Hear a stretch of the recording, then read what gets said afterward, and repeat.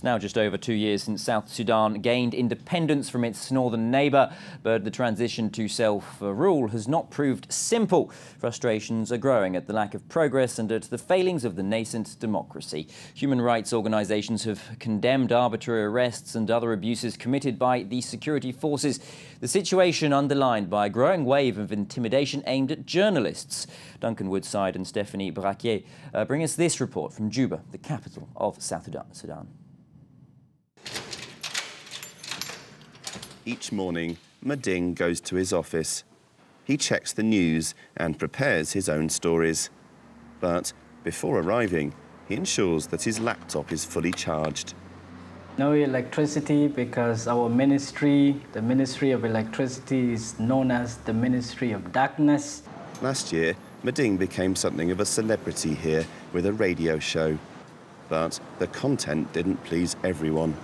He was summoned by the security forces and threatened, so decided to spend several months abroad. When someone tells you that you cooperate with us, or else we know who are your friends, we know where you live, and we have the orders. What were the orders for? Orders to kill me, orders to arrest me. I knew that was the end of the honeymoon, and if my show had to continue, it would not continue in the same form. In December, tragedy struck. Isaiah Abraham, a well-known journalist who was critical of the government, was shot in the head near his home. The authorities promised justice, but so far, nobody has been arrested. The problem is down there at the bottom, when small people arrogate to themselves powers which they don't have. And these are the ones harassing the media people. It's not the government policy. And sometimes people in government sometimes get embarrassed that these young people or whoever they are overdo or overstep their whatever their activities.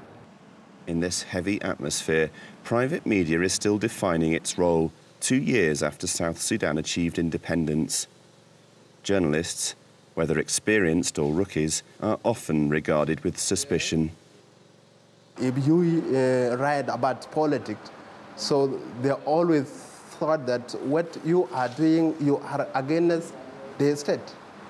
Some journalists now self-censor.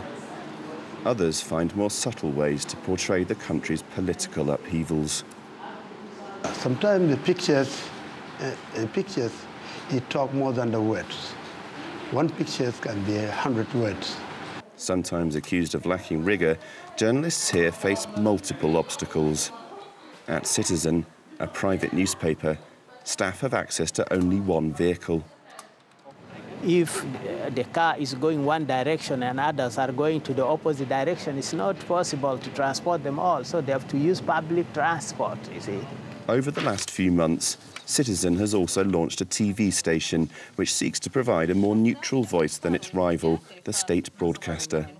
They are talking about the committee that to interview the new ministers.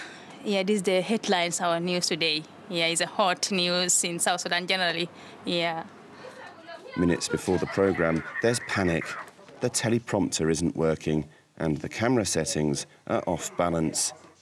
The technician is overwhelmed. But everything is resolved ahead of broadcast.